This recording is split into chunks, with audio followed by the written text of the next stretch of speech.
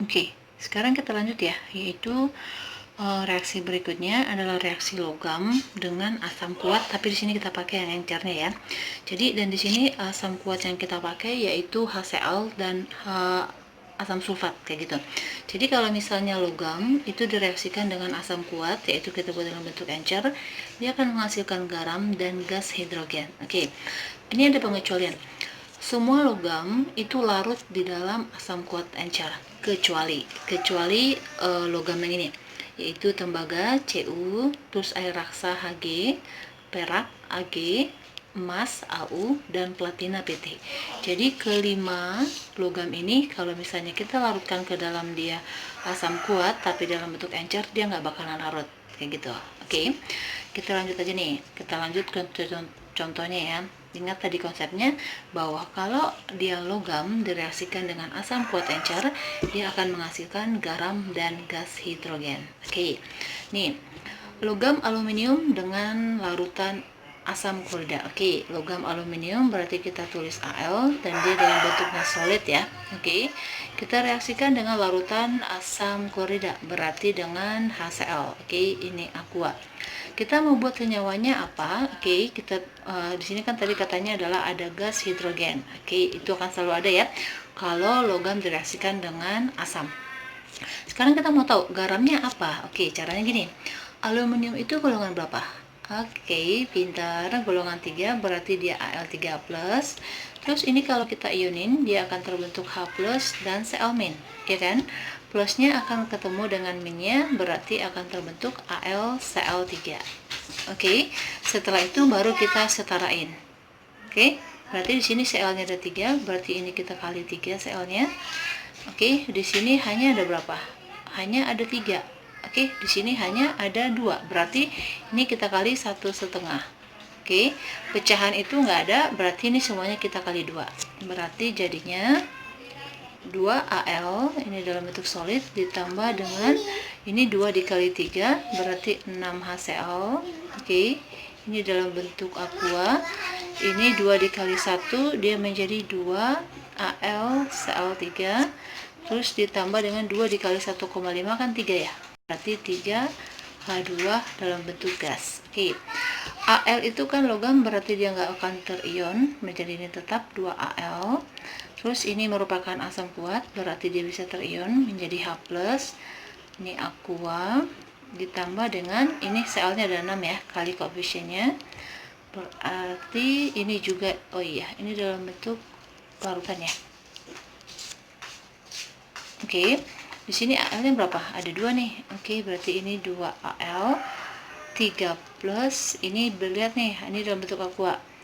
Terus, oke, kita bawa aja ya, ditambah ini Cl-nya berapa? 3 dikali 2 ada 6 ya, berarti 6 Cl-, ini dalam bentuk aqua. Oke, ini kan gas itu dia nggak bisa terion, berarti dia akan tetap 3H2 gas.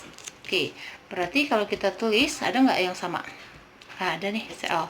Jadi Cl ion penonton, berarti yang ion bersihnya adalah 2Al, ini solid, ditambah dengan ion 6H+ nya. Oke, akan menjadi 2Al3+, ini aqua, ditambah dengan gas hidrogennya. Oke, selesai. Gampang kan? Jadi logamnya itu kalau dalam ion bersihnya ya, logam itu akan bereaksi dengan ion H+-nya, akan terbentuk ion dari logamnya dan gas hidrogen. Oke.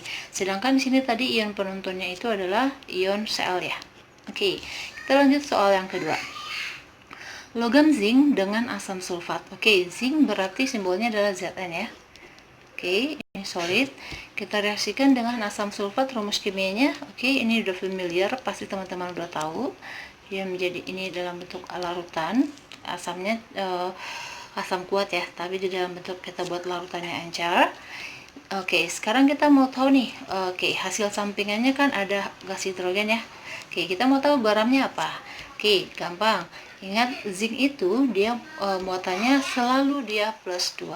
Oke, ini kalau kita ionin menjadi ini H+, ini SO4 2-. Oke, H+-nya ini nanti akan berubah menjadi hidrogen.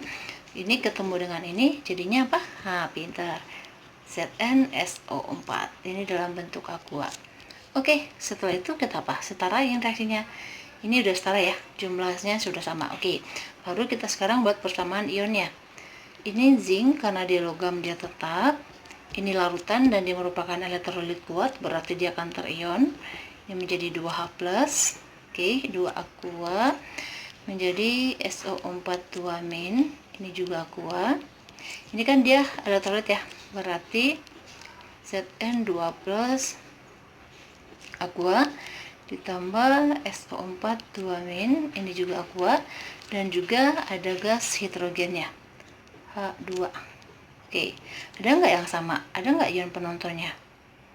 Zincnya nggak sama ya, ini dalam bentuk solid, ini dalam bentuk ion. Nah, ini yang sama, sulfatnya, ion sulfat sama. Berarti ion penontonnya adalah sulfat ya, berarti yang sisanya ini adalah ion bersihnya. Berarti logam zincnya itu bereaksi dengan ion ion H+ dari asamnya, akan terbentuk ion dari logamnya yaitu zinc 12 bentuk larutan, dan juga akan menghasilkan gas hidrogen. Oke, gampang ya sebenarnya.